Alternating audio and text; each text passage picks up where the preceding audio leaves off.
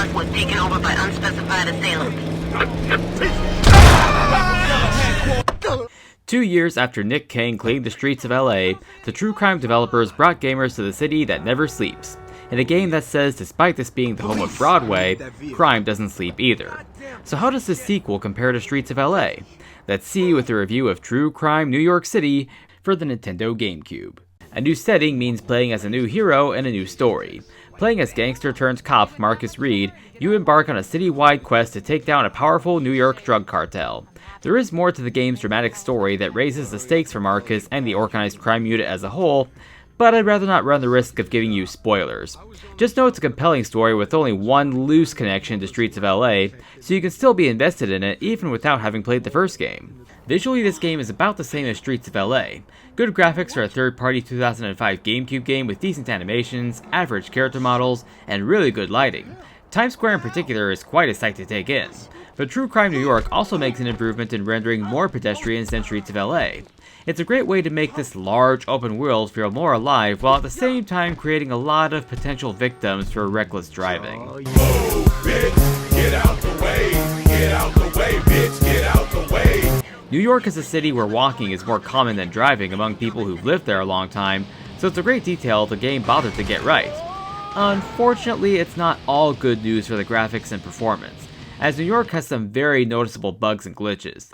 This can mean inaccurate hit detection, your character clipping through walls, NPCs getting stuck in desks and cars, occasional frame rate lag, and the worst ones, glitches that prevent you from entering an indoor space to resolve a crime. When the game tries to load the space but just resets with you outside, so you have no choice but to let the crime go unsolved. It's pretty annoying that the developers couldn't address these issues before releasing the game. Sound design is just as good as before. The sound effects give a lot of impact to the combat, and there's a cool assortment of early 2000s music to drive to, along with songs from a few decades prior.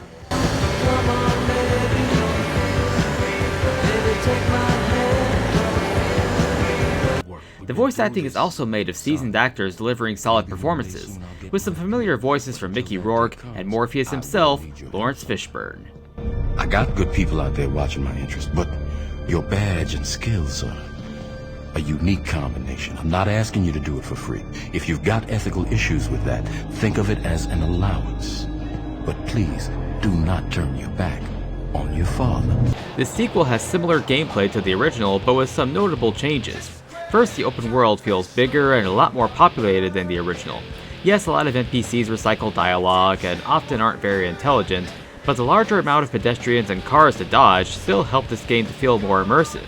They even included the New York subway line, which you can use to fast travel throughout the city. This immersion complements the game's typical GTA clone tropes of stealing cars and driving or running around completing quests. Like the first game, it's easier to steal cars since you're a cop, but unlike the first game, and more like GTA, you'll actually be hunted down by your fellow boys in blue if you kill civilians or other cops. Whereas Streets of LA really just punished you with the good cop bad cop meter. But that meter also comes back for the sequel. Like before, it moves based on your actions. There are the same choices that affect this, of kill the perp versus arrest the perp, or harming civilians versus not.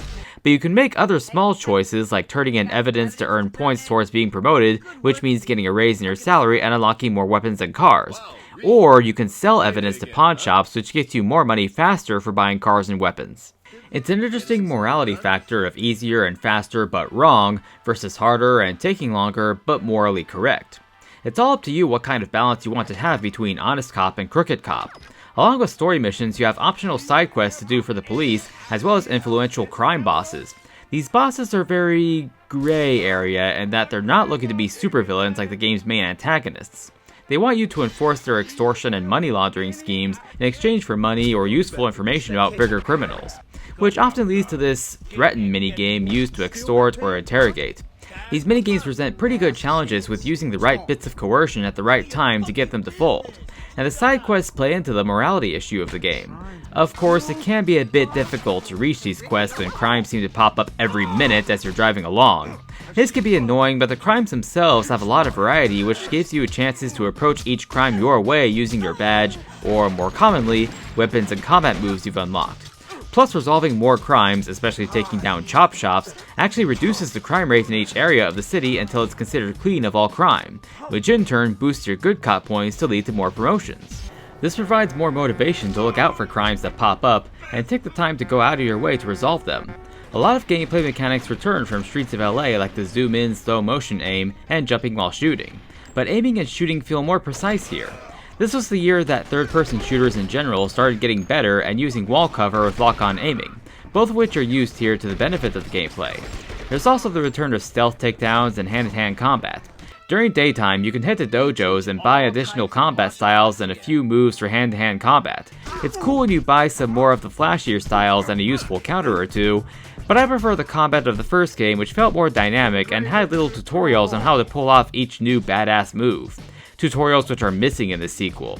Of course, like the first game, this one admittedly has some cool finishing moves. And I have to mention some brutal environmental stealth kills, which I don't recommend doing if you're trying to get promoted fast. Stick around. Used copies of the sequel tend to go for an average of $20 to $50. Anywhere on the lower half of that spectrum is a good price for this violent open-world GameCube game, even with its unfortunate amount of bugs and glitches. It would be awesome if Activision would remaster both true crime games for the Nintendo Switch 2 with improved visuals and bug fixes. But sadly, they dropped the whole true crime trademark a decade ago, so finding used copies is really the only way to play these games today. Well, that's my review of True Crime New York City for the GameCube. To help me produce more videos like this, please support my Patreon page. Special thanks to my current patrons here. Remember that supporting my Patreon gets their name in the credits and access to my main videos a day early. Also check out my previous reviews of these other open world games, True Crime Streets of LA for the GameCube, and Scarface The World Is Yours for the Wii. See you all next time! It's all bad, dog. All bad.